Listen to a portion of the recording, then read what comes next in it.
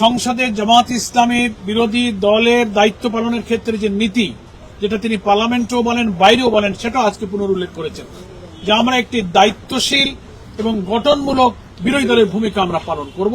সেটা যে আমরা করে যাচ্ছি, প্রচলিত প্রথাগত বিরোধী দলের রাজনীতিতে যে ব্যাড প্র্যাকটিসের একটা পুরনো খারাপ ঐতিহ্য যে ছিল, সেটা ভেঙে আমরা যে দেশের স্থিতিশীলতা, রাজনীতি, গণতন্ত্রের উত্তরণে আমরা যে ভালো কাজে সরকারকে সাহায্য করব, সকল মন্দ জনস্বার্থ বিরোধী কাজে আমরা প্রতিবাদ করব, এই পলিসির উপরে জামাত আছে।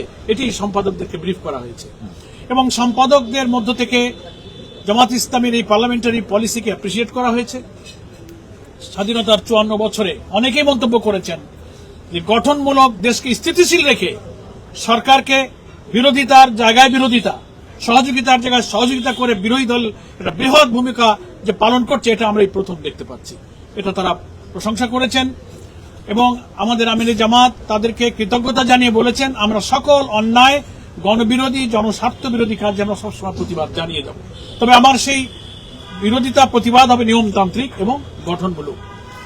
এটা একটা আলোচনা হয়েছে। এরপরে বাংলাদেশে বিরাজমান রাজনৈতিক পরিস্থিতি, আন্তর্জাতিক পরিস্থিতি, ভূ রাজনৈতিক পরিস্থিতি, প্রতিবেশী দেশের সাথে সম্পর্ক, এগুলো নিয়ে সম্পাদকদের সাথে আমাদের আমিরে জামাতের প্রশ্নোত্তর মত বিনিময় হয়েছে। সেখানে জামাত ইসলামের যে পলিসি, আমাদের বিভিন্ন সময় আমিরে জামাত পাবলিক মিটিংয়ে, পার্লামেন্টে বলে থাকেন, গতকালকে এখানে 11 দলীয় ঐক্যের সমাবেশে আলোচনা হয়েছে, যেটা মিডিয়াতে এসছে, সেগুলোই এখানে 11 দলীয় ঐক্যের শীর্ষ বৈঠকে সেগুলোই এখানে আলোচনা করা হয়েছে। সম্পাদকরা পরামর্শ দিয়েছেন যে আপনারা বিরোধিতা করেন, গঠনমূলকভাবে আলোচনা করেন এবং জনগণের দাবি নিয়ে প্রয়োজনের রাজপথে আপনারা থাকেন, কিন্তু আগের বিরোধী দলের মতো অসহিষ্ণু, অস্থিতিশীল বা সহিংস কোনো পথে গিয়ে দেশটাকে আর অস্থিতিশীল করবেন না। এ ব্যাপারেও কোনো সম্পাদক আমাদের আমিরে জামাতের সহযোগিতা কামনা করেছেন। এটাই মোটামুটি আজকে দীর্ঘ আলোচনা হয়েছে। আর ত্রয়োদশ জাতীয় সংসদ নির্বাচনের পরে এই প্রথম 6 মাস অতিবাহিত হলো। আমাদের নেতা এবং পার্লামেন্টের বিরোধী দলীয় নেতা এই জাতীয় সংবাদপত্রের সম্পাদকদের সঙ্গে প্রথম মত বিনিময় প্রকাশ্যে খোলামেলা মিলিত হয়েছেন বলে সম্পাদকরা অত্যন্ত খুশি হয়েছেন। তারা বলেছেন যে এরকম সুযোগ পেলে আমরা মাঝে মাঝে আমাদের মতামত দিতে পারব।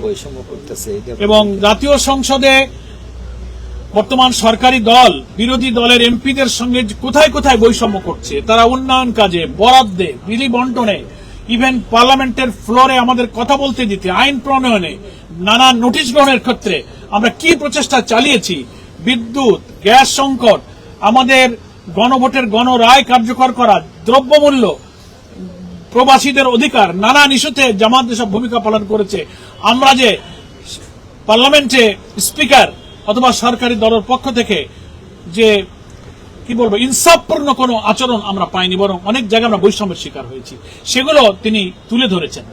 এবং সে ব্যাপারেও সম্পাদকদেরকে, যারা লেখনির মধ্য দিয়ে, সাংবাদিকতার মধ্য দিয়ে জাতির কাছে সত্য তথ্য তুলে ধরেন, আমাদের আমিরে জামাত তাদের সহযোগিতা কামনা করেছেন যে গণতন্ত্র উত্তরণে, দায়িত্ব পালনে বিরোধী দলকে আপনারা সহযোগিতা করবেন।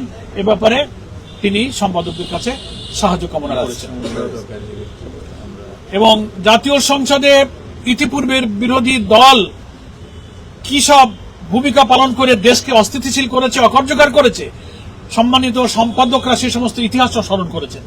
সেক্ষেত্রে আপনারা যে ব্যতিক্রম, সেটাও উনি প্রশংসা করেছেন। এবং আমরা সংসদকে কার্যকর রাখতে চাই, কিন্তু সেটা কনস্ট্রাকটিভ এবং রেসপন্সিবল একটা অপোজিশন হিসেবে দায়িত্ব পালন করতে চাই।